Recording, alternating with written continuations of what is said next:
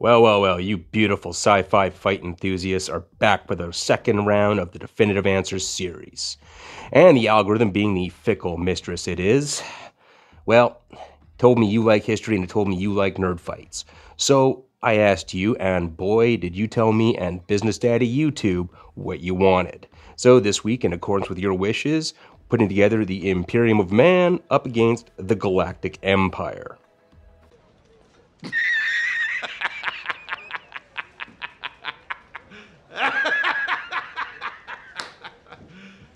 You serious? But first, ad time. Roddy's Creations is your one-stop shop for cosplay, props, special effects, and fandom collectibles. We specialize in providing tools, materials, and resources for creators, from cosplayers to prop makers to industry film professionals. They're currently gearing up in Red Deer, Alberta to open up their physical storefront, offering everything from EVA foam to custom props, costumes, workshops on 3D printing, leatherwork, and more. Whether you're building your next costume or searching for unique fandom collectible, Roddy's Creations is here to inspire and to support your creativity. Follow us online at Facebook, YouTube, Instagram, and all the lovely social medias below. Hello and welcome back to another episode of A Tank Review with me, your average shit disturber, Tony. This week we are going to step over the still rotting corpse of George Lucas's love child Star Wars, pit them up against the internet's favorite grimdark empire, the Imperium of Man. That is until Trench Crusade hits the shelves soon, because I can damn well sure make a Star Wars video profitable, whereas somehow Disney keeps fucking up a money printing machine. Good job. So, as one does, please do like, share, and subscribe. I'm trying to hit 10,000 subscribers soon, and I'm going to punch that algorithm for all she's worth. And as usual, thank you for watching. So, let's preface this battle with a few caveats, shall we? Nerd! So, caveats. Am I a lore master? Not even on your best day. I am definitely more familiar with 40K as opposed to Star Wars. I have watched episodes 1 through 6. I did not watch all of episodes 7 through 9 because they're bad fanfics of episodes 4 through 6. Watched a lot of the Clone Wars on TV. Stopped reading the EU around the same time Sandworms of Dune came out because, well, that was a great series. And I could finally see how that series ended. But yeah, I call it EU and not Legends. And if some purists don't like it, well, feel free to slurp rancid bantha fodder out of my sweaty, unwashed ass crack. Ugh. Brother, ugh. After leaving you with that stunning visual, I'm going to focus what's mainly gleaned from canon sources because it's what we can see, visualize, and therefore predict and identify what's going on. With the exception of fleet strengths, because nowhere in canon is fleet-sized mentioned in Star Wars, or really in much of 40K either. With 40K, I had to do a lot of math to try and calculate their fleet with any reasonable degree of accuracy. Come on! Do math! Because, well, 40K lore, like Star Wars lore, is incredibly inconsistent and there's no defined canonical number. But I'm going to break that math down for you when I lay out the battle. So, as per usual, let's get a brief description of our major players, the rules I'm going to lay out, and then we'll just get straight into that fight. Like my previous video, there's going to be two scenarios in this situation. 40K's M31 and M41. The height of the Great Crusade sans Erebus as per usual, and at the height of oh my fucking god, what's happening everywhere. Ancillary opponents will not be on the table, so no orcs, no chaos, no Eldar, Nids, resistance, rebels, Hutts, Mandos. It can be a straight brawl right between these two empires, completely focused on each other. The contenders can access all of the resources from their own galaxies because, well, I'm gonna smash them into each other like a naughty child. Wow. And our first contender is the Galactic Empire, which will be portrayed at its height just prior to the Battle of Yavin. Full fleet, 1 Death Star, and the few Executor-class ships that it built. Often referred to simply as the Empire, it's a central autocratic government in the Star Wars universe. Established by Supreme Chancellor Palpatine, a shriveled nutsack of a psyker, secretly the Sith Lord Darth Sidious, the dumbest edgelord name he could come up with. At the conclusion of the Clone Wars, the Empire replaced the Galactic Republic, marking a significant shift from the democratic system to an authoritarian regime, and stole most of its shit from the Republic to get started. Palpatine's rise to power was marked by political manipulation and the orchestration of the Clone Wars, which he used to justify consolidating power. By portraying the Jedi Order as traitors, he garnered the public's support for their eradication, including the younglings. In 19 BBY, Palpatine declared himself Emperor. Fucking heretic. He transformed the Republic into the Galactic Empire with promises of security and stability. The Emperor's ideology centered on humanocentrism, militarization. Hey, wait a minute, this doesn't sound so bad. And the suppression of dissent, aiming to maintain order through fear and overwhelming force. Ah, there it is, the horrible. Oddly enough, that empire lasted just slightly longer than its real-world model and was about as useful. Friendship windmills all around. As Emperor, Palpatine held absolute authority, supported by high-ranking officials including these two mental midgets, who will pop up in our battles, so take note. We have Darth Vader, Sith Lord and Enforcer of the Emperor's will, also a whiny drama queen with the emotional depth of a puddle. Also probably pretty bitter that his best friend cut his balls, legs, and arm off. Hello there. Grand Moff Wilhuff Tarkin, overseer of Over-Sector Outer and proponent of the Tarkin Doctrine. Gee, no ego there, which advocated ruling through fear to maintain control and the building of stupid Wunderwaffe instead of an efficient and competent military force. He definitely didn't have the right stuff, and rightly gets BTFO'd in the first episode. These mental midgets somehow managed to steal an entire galactic republic in a comically short period of time, then proceeded to manipulate it in such a way that it couldn't survive the death of any one of them, and then engineered situations that resulted in just that happening. I don't understand it, but that's where we're at. So the Galactic Empire's forces contain the following. The Imperial Navy, a vast fleet including Star Destroyers, which are essentially self-contained assault carrier groups, and the Death Star, a moon-sized superweapon capable of annihilating entire planets, whose only weakness appears to be uneducated, illiterate farm boys whose only claim to fame was shooting rats off the back of his speeder like some sort of psychopath. So, numbering 25,000 Imperial Star Destroyers and escort ships in the alleged millions, a mix of corvettes, frigates, gunships, and light cruisers. Each Imperial Star Destroyer contains 72 TIE craft, several dozen assault craft, 9,700 troops, standard weaponry, which includes turbo lasers, which are really not lasers but plasma bolts, ion cannons, which don't do any damage but rather interfere with an electrical system temporarily, and tractor beams to hold smaller ships in place. And the Imperial Army, whose ground forces are responsible for planetary occupations and maintaining order. Your average basic bitch army with no frills or whistles, and numbers in the tens of millions. And the Stormtrooper Corps, elite shock troops, quote-unquote, known for their white armor and unwavering loyalty, deployed to suppress resistance and enforce Imperial decree. Numbering in the millions, will immediately lose to primitive carnivorous teddy bears and anyone with a ballistic weapon, knife, or 20/20 vision. And finally, we've got the Tarkin Doctrine, which advocated ruling through fear of force rather than force itself, utilizing the Death Star as the ultimate symbol of Imperial might to deter rebellion. How well did that work? And an incredibly stupid doctrine. The minute actually anyone tries to test you and it turns out your military apparatus is so top-heavy, rigid, and resistant to change that you can't muster a proper counterinsurgency operation. If you think I'm wrong, there's 6,000 years of recorded history to back up my assertion. Checkmate, history nerds. So, with that mouthful done, let's move on to the Imperium of Man. You know what? I think I'll just read you the same description I came up with my previous video because, well, it works and nothing has changed. Now I'm going to give you two different descriptions because I'm going to use the Imperium on two different points in their timeline.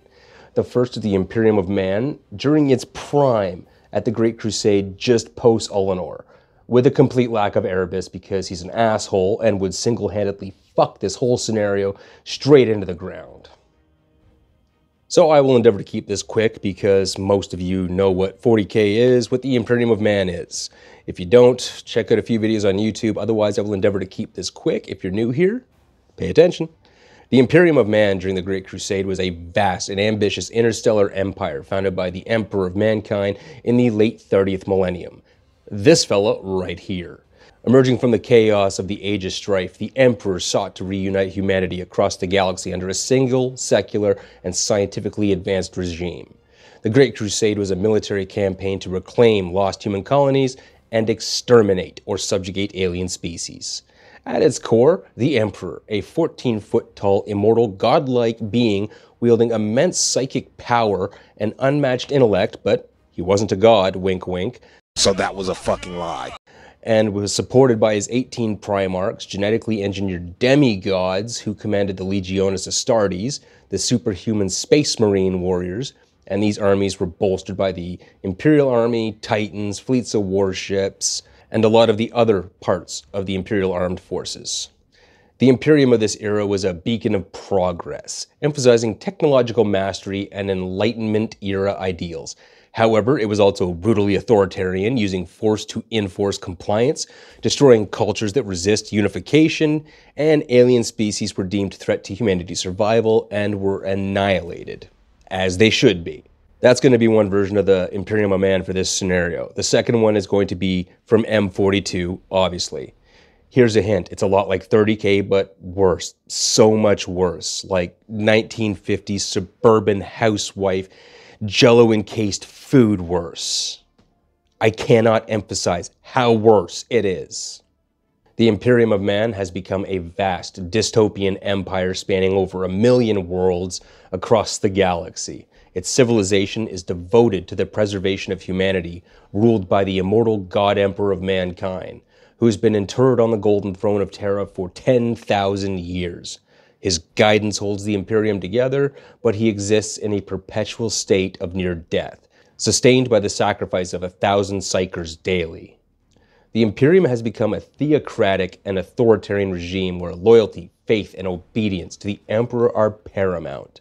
Its society is rigidly hierarchical, with planetary governors, bureaucratic organizations like the Adeptus Administratum, and militant branches like the Adeptus Astartes and the Astra Militarum. The Imperium also relies on the Adeptus Mechanicus for technology, though innovation is kind of taboo, and most other machines are ancient relics. Life in the Imperium is brutal, with most citizens living in grinding poverty and ignorance, while the Imperium wages constant war against alien species, heretics, and the malevolent forces of chaos. It's a mantra of survival at all costs. It fuels its xenophobia, religious zeal, and relentless militarism. While humanity's greatest protector, the Imperium is paradoxically mankind's greatest oppressor, perpetuating stagnation, fear, and suffering. It's both a crumbling relic of the Emperor's utopian vision and a bulwark against extinction in a completely hostile galaxy, where countless horrors seek humanity's annihilation. It is a realm of despair, yet also of unending and unyielding resilience of the human spirit. In the grim dark of the far future, there is only war. Once again, that's one heck of a mouthful, and here's why my brain started to hurt. Doing the math to roughly calculate the size of the Navis Imperialis. Oh, let's get into this. Break out your textbook, boys and girls. The Navis Imperialis is broken down as follows. Keep in mind, I am calculating this based off of M41, as that lore at least provides enough starting points to make some basic assumptions about the math we need. So a sector fleet contains roughly 50 to 75 capital ships based on the strategic needs of the sector, a mix of battleships, grand cruisers, battle cruisers. And line ships might, but battleships for sure, contain dozens of fighters, bombers, gunships, depends on the type of cruiser or grand cruiser that's out there. Each one's got dozens of squadrons of escort, so destroyers, frigates, and corvettes. So we can calculate how many ships the Imperium's got based on two things. We can calculate the size of the galaxy and how many cubic light years is sectors and break it down based on that, but it's not going to work. Let me tell you why. Because that gives us roughly 1 million sectors if we do it that way. All right, so let's do the math here. And here's why we just can't calculate based off of volume. The Milky Way galaxy is approximately 8 trillion cubic light years. A sector is 8 million cubic light years. That gives us 1 million sectors. We know the entire Milky Way galaxy is not occupied by the Imperium. There's orcs out there. There's other pocket empires. There's the Tau. There's the Halo stars. Places the Imperium just doesn't fuck. All right? And no matter how large and shiny space is, it's mostly fucking empty. And not every chunk of space is important as others. So the Imperium of Man also gives planet caps for their sector size. 120 to 220 per sector. Now, assuming the Imperium of Man actively controls 1 million worlds, as they say, that gives us a maximum of 5,000 occupied sectors. And we'll just use a median number for ships, say 65. And that gives us 325,000 ships of the line prior to the addition of the Astartes vessels and escorts. So, we know there's 1,000 Astartes chapters on average. Each one has got an average of 16 ships of the line. That's a mix of battle barges, strike cruisers. That gives us 16,000 additional heavy warships. Assuming just one squadron of escorts per ship of the line is 3.9 active light combat ships. Operational reserves in the Segmentum Obscurus are of unknown strength, but assumed to be in the tens of thousands of ships of the line and their attendant escorts. However, only a fraction be crewed at any one time, given the sparsely populated Segmentum. Because both are galactic empires, I'm just going to lovingly turn the Star Wars galaxy on its side, move it over onto the other side of the 40K galaxy, and lovingly ram that right in there, ignoring all the cosmological horror and disaster that this would create. Hello, unknown regions. You're lovingly being replaced by Ultramar! Like I said, both empires will have access to their method of travel, so warp travel works in Star Wars Galaxy and hyperspeed works in 40K. Psychers still work, Jedi powers still work. No one's going to fall to chaos only because I don't want to be here all day explaining how a Sichian greater demon cannot crawl out of the stump of Darth Vader's weenie.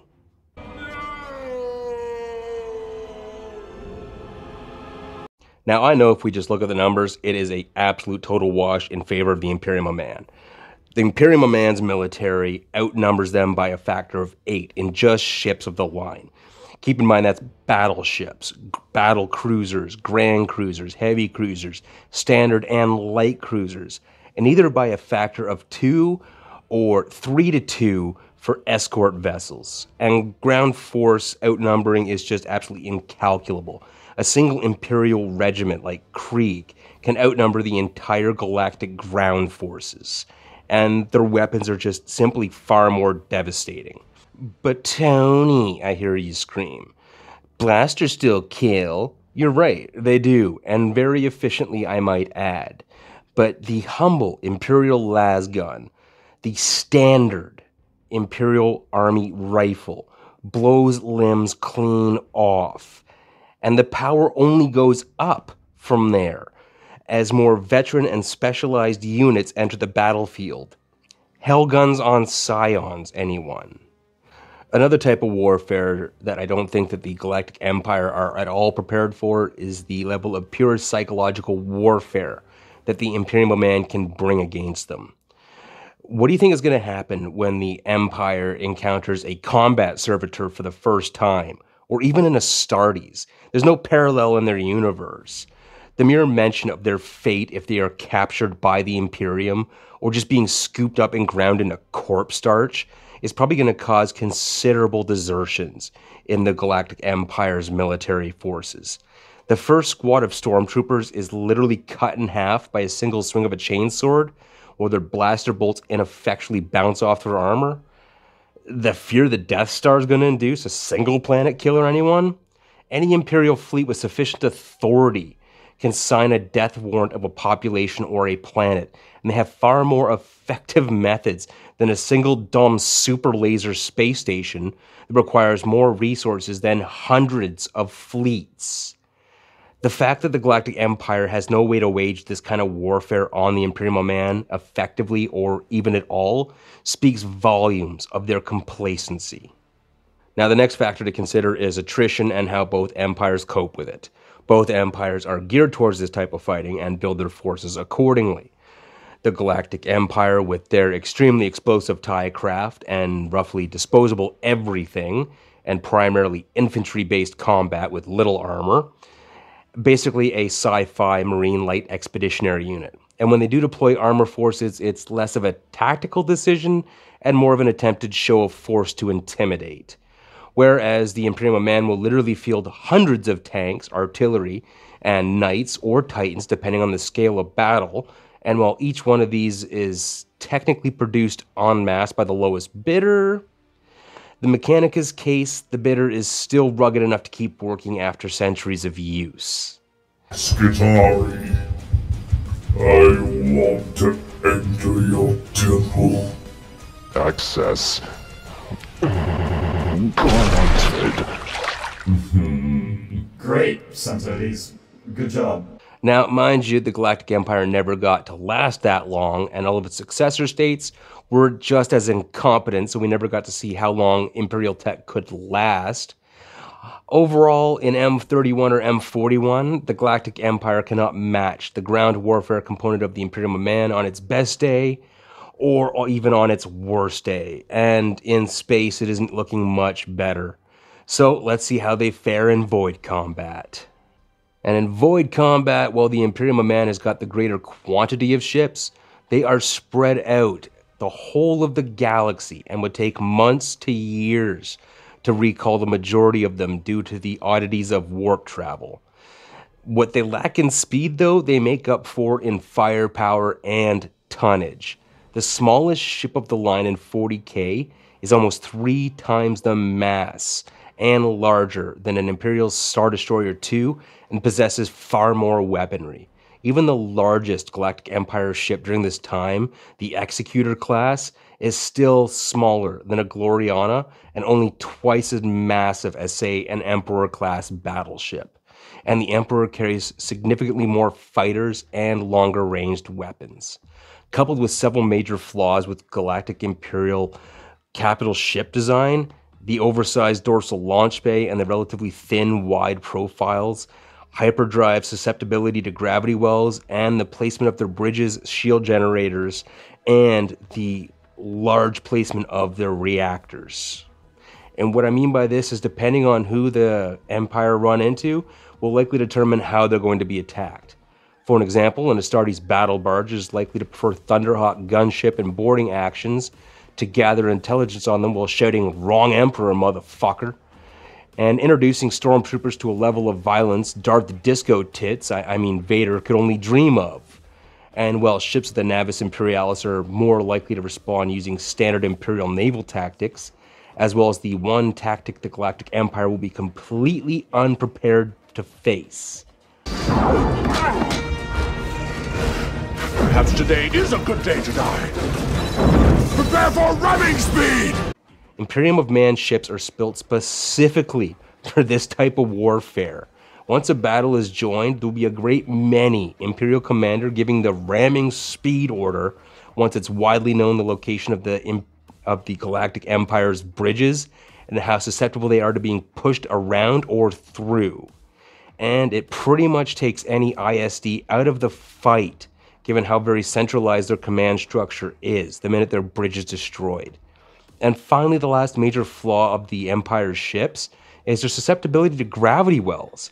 Several classes of ships employed by the Imperial Man have enough mass to actually hold atmosphere outside of their hull. Having that much mass comes with a not insignificant gravitational pull. While obviously not on par with a planet or even some large asteroids, it is still enough to act as a gravitational well, and enough Imperial ships in one location, say an M31 Astartes Crusade fleet, might even be enough to overwhelm some galactic hyperdrives.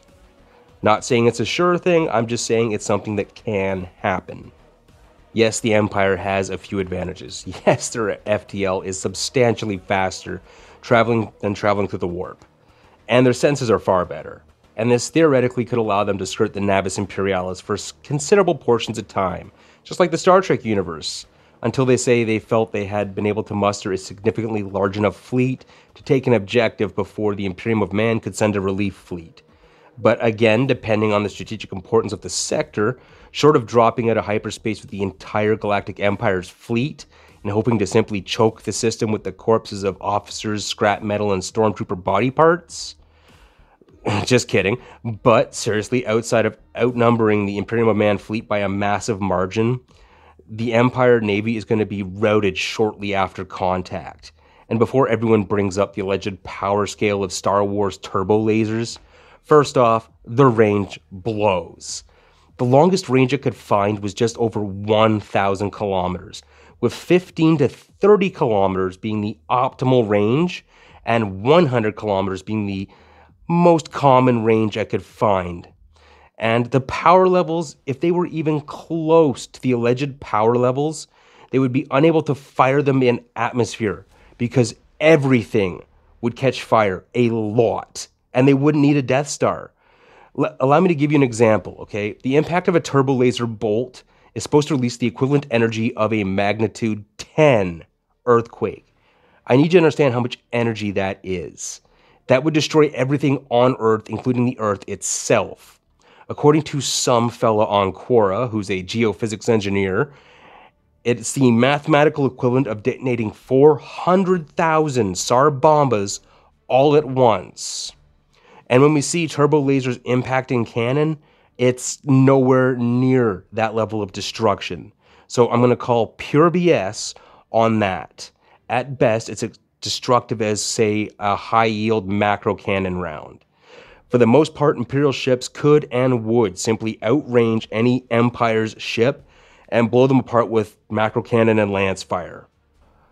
In M31, I just don't think the Empire could muster the momentum to maintain any offensive against the resurgent Imperium of Man, just due to the fact that its naval might would be considerably larger, more organized, already be on a unified war footing, and the expeditionary fleets are constantly being followed by follow-on forces to secure all worlds brought into compliance. The Empire might be able to secure a few tactical victories, might even be able to destroy a few worlds with their Death Star before it comes under a massive assault by one or more Primarchs and their legions and removed us from the equation entirely. The thing is the Imperium of Man is still actively producing ships at this time, new ships, new forces constantly. And yeah, granted, the Galactic Empire might be able to move from place to place with its forces in one fleet to outnumber any sector fleet that they come across. Because the warp is much calmer during this period without Erebus's bullshit, Imperial expeditionary fleets make really good time by 40k standards. So crossing massive portions of the galaxy in relatively short periods of weeks and months at most. Recognizing the imminent threat to the Imperium, the Big E is likely to send half of his legions and Primarchs to deal with them. I would estimate that based on this, that M31, the Galactic Empire, would likely cease to exist militarily in maybe 3 to 4 decades, tops, with the complete xenocide and compliance of their galaxy probably taking place in addition to a couple of more 100 years after that. The reason I give them this much time is because they can jump quicker at systems when the enemy shows up. But most Imperial worlds with any strategic or tactical value are going to be so heavily defended that the Galactic Empire would be perpetually bogged down by planetary defenses and delaying actions to hold them in place until any reinforcements could arrive. This is going to cause significant damage and attrition to any Galactic Empire fleet, not to mention what would happen if, say, a light cruiser barreled straight through their formation and detonated its warp engines, sucking a not insignificant portion of their strength into the Immaterium without any Geller fields. No. Wait. Even in M41, the Galactic Empire is going to have an extremely rough time at offensive action against the Imperium of Man. Not only is the Empire going to have an extremely difficult time gaining intel at any speed faster than the Imperium of Man, because of the fractious nature of the Imperium at this time in M41, and because the Imperium of Man is going to use Psychers on any captured hostile.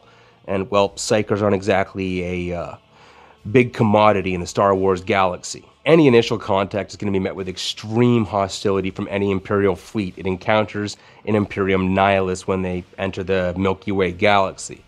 To add to this, the Empire's ships will be unlikely to assail any world inside the Maelstrom, likely having to bypass it entirely once they scout the edges, losing a not inconsiderable amount of their scout ships and light ships.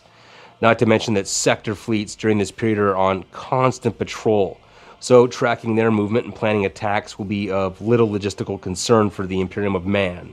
And depending on the initial scale of the Empire's incursion and how quickly word reaches Terra, the Imperium may simply bypass its traditional escalation policy and declare a full crusade to strip the GC of its resources. Also, Astartes chapters are far more widespread during this age, and the Galactic Empire is more likely to run afoul of a chapter fleet than in M31.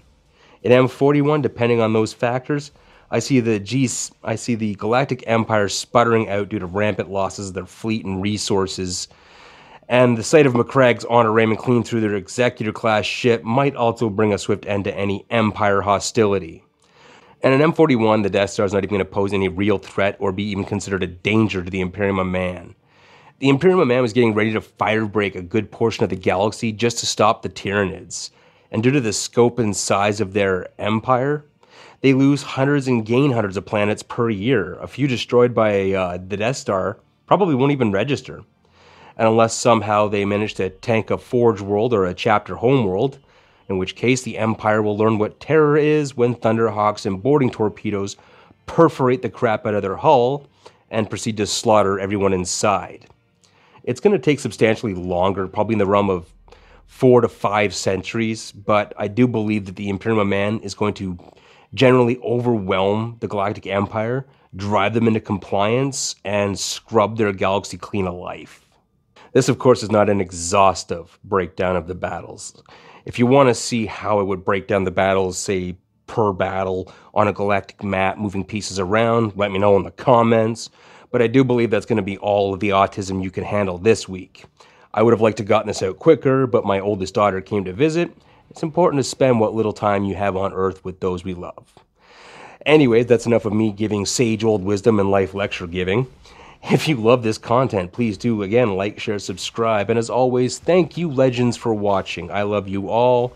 Have a great 2025.